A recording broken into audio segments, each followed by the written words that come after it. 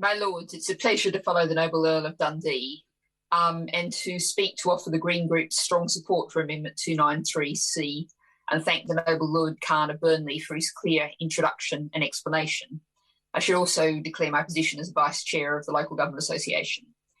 Now, the noble Lord Khan referred to the waste recycling problem, which gives me an irresistible chance to plug the need to reduce costs by promoting reusable nappies, an issue we've already discussed and we'll come back to. But on the broader issue, it's worth noting that the National Audit Office, in their 2018 report on the financial sustainability of local authorities, found that recent government approaches has been characterised by, quote, one-off and short-term funding fixes, close quote, and, quote, a crisis-driven approach to managing local authority finances, close quote. And earlier this year, the NAO said that at least 25 councils were teetering on the brink of bankruptcy.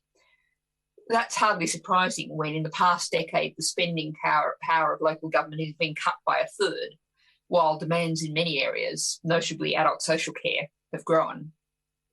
If we are going to give local authorities additional roles, additional responsibilities, then this direction comes from Westminster. The money has to come from Westminster too.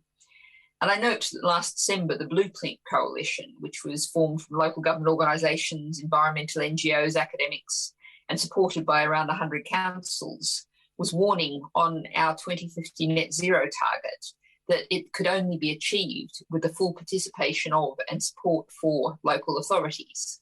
Now, that was a report specifically focused on the climate side of the environmental equation.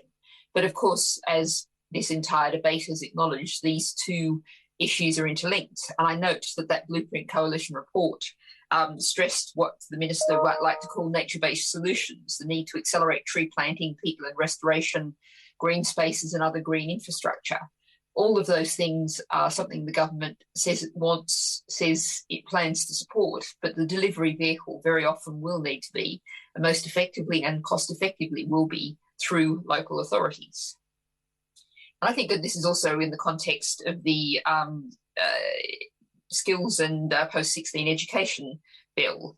The Green Alliance highlighted the need for training to ensure that in local government, climate skills are embedded in all roles and there's widespread access to specialist skills, as the Committee on Climate Change has recommended.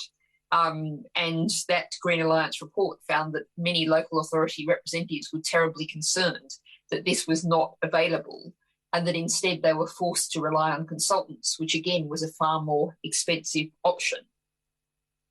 So, my lords, this amendment really is something that not only is essential, it's something that could save money. How could the government possibly oppose that? Thank you, my lords.